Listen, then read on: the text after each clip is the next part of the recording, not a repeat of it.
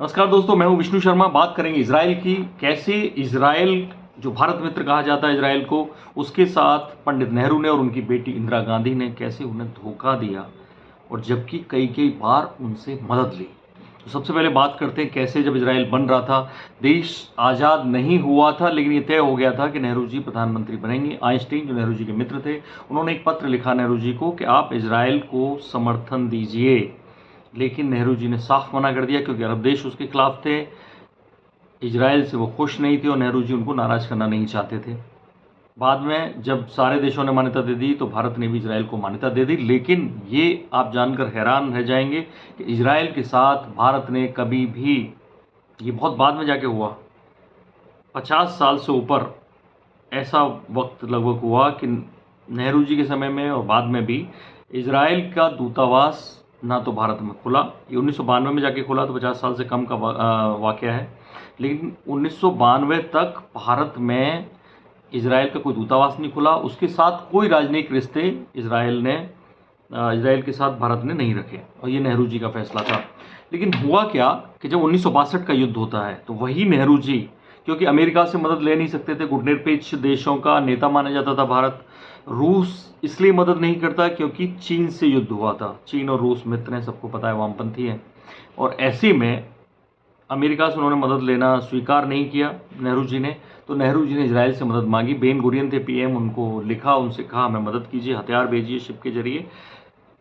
अब ये बात, हथियार भेजी भी, सहायता हुई भी भारत की, लेकिन कभी भी रिकॉग्नाइज नहीं किया नेहरू जी ने, और ना फिर वही दूतावास भी खोलने दिया। लेकिन ये बात जब 2011 में सुभाष अग्रवाल, आरटीआई एक्टिविस्ट हैं, हर कोई उन्हें जानता है, उन्होंने एक पत्र लिखा, एक आरटीआई डाली कि कैसे ये तथ्य खुलासा हो इसका। लेकिन क्योंकि कोई दूतावास यहाँ नहीं था, भारत के राजनीतिक रिश्ते नहीं थे इजराइल के साथ, तो जो आरटीआई का जवाब मिला उसमें कहा गया कि हमारे पास कोई रिकॉर्ड नहीं है। ऐसे में 6 साल बाद 2017 में इजराइल क्योंकि सारे रिकॉर्ड्स अपने पास रखता था, अपने पुराने रिकॉर्ड्स जब खुलासा किया, उनका खोले, तब जाके खुलासा हुआ कि नेहरू जी ने एक पत्र लिखा था बेन गुरियन को। उसमें कहा था कि हथियार भेज रहे हैं तो उन शिप्स पर इजराइल का झंडा ना हो। लेकिन इजराइल ने साफ मना कर दिया, हम हथियार तो भेजेंगे आपकी मदद के लिए 1962 में, लेकिन झंडा लगाएंगे। इजराइल का झंडा लगा और आए भी। तो ये थे नेहरू जी। इजराइल के साथ उन्होंने कोई रिश्ता नहीं रखा, लेकिन उनसे मदद ली। इंदिरा गांधी ने 3 बार मदद ली। उससे पहले शास्त्री जी ने 1965 के युद्ध में इजराइल से मदद ली, लेकिन शास्त्री जी इतने दिनों जिंदा नहीं रहे कि इजराइल की मदद को एक तरह से रिकॉग्नाइज कर पाएँ। लेकिन इंदिरा गांधी ने उनसे 71 के युद्ध में मदद ली, लेकिन फिर भी इजराइल की कोई मदद उस तरह की नहीं की, राजनयिक रिश्ते नहीं रखे, कभी इसको जग जाहिर नहीं किया। दूसरी मदद उन्होंने तब ली जब एक कहूटा जो रिएक्टर है, नाभिकीय रिएक्टर पाकिस्तान का, उसके खिलाफ एक्शन लेना था। कई फिल्मों में आपने कहूटा का वो देखा होगा कि आता है बार बार कि भारत को पता चला कि कैसे पाकिस्तान में एक कहूटा एटॉमिक रिएक्टर बन रहा है, उसके लिए भारत ने काफ़ी कोशिश की। वो कोशिश कैसे हुई? वो इंदिरा गांधी के समय हुई। इंदिरा गांधी ने प्लान कर लिया जब उसने सुना कि इजराइल ने इराक में जाके बम बरसा के वहाँ जो परमाणु संयंत्र बन रहा था, इजराइल की जो फोर्सेस थी उन्होंने उसे ख़त्म कर दिया। वो भी कई सारे मुस्लिम देश जो इजराइल के खिलाफ थे उनके ऊपर से उड़ते हुए चुपचाप। तो इस स्पाई ऑपरेशन से प्रभावित होकर इंदिरा गांधी ने कहा कि हम भी पाकिस्तान का कहूटा परमाणु संयंत्र खत्म करना चाहते हैं। इजराइल ने बाकायदा अपने जेट भेजे भी, और वो जेट आए भारत में, लेकिन आखिरी वक्त पर इंदिरा गांधी के सामने ऐसी परिस्थिति आई कि उन्होंने वो जो ऑपरेशन था वो अबॉर्ट करना पड़ा। वो ऑपरेशन नहीं हुआ, लेकिन इजराइल के विमान, जो जेट विमान थे, वो आए थे। ऐसे में ये खुलासा भी इंदिरा गांधी ने नहीं किया, ये भी अमेरिका की तरफ से हुआ। जब अमेरिका ने अपने पाकिस्तान के डॉक्यूमेंट्स एक टाइम के बाद रिलीज़ किए, तब जाके खुलासा हुआ।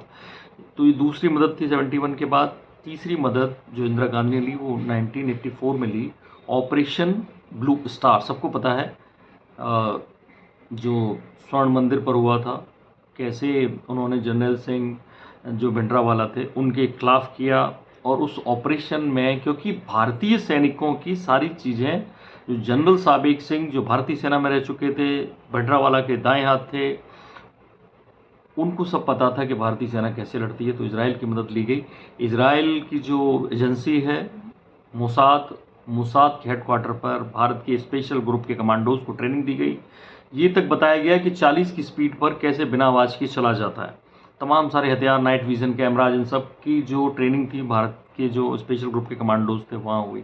इंदिरा गांधी ने तब भी एक धोखा दिया इसराइल को। इसराइल तब भी मदद करता रहा। वो धोखा क्या था?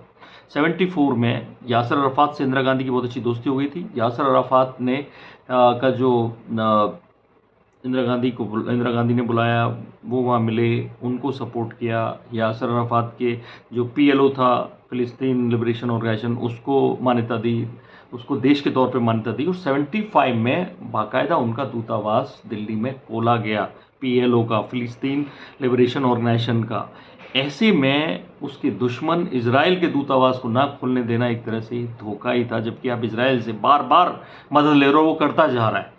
और वो मदद वो राजीव गांधी के समय में भी हुई। राजीव गांधी पहले प्राइम मिनिस्टर ऐसे थे जिन्होंने मुलाकात की संयुक्त राष्ट्र संघ में जाके इसराइल के प्राइम मिनिस्टर की, लेकिन राजीव गांधी ने भी कोई मदद उस तरह से नहीं की इसराइल की, और दूतावास भारत में नहीं खुल पाया। ये खुला कब? जब इंदिरा गांधी या नेहरू परिवार, गांधी परिवार, जो भी नाम दें आप, उनका साया कांग्रेस के ऊपर से कुछ समय के लिए हट गया। और वो दौर था PV नरसिम्हा राव का दौर। PV नरसिम्हा राव आए 92 में, उन्होंने इसराइल के दूतावास को खुलने की इजाज़त दी।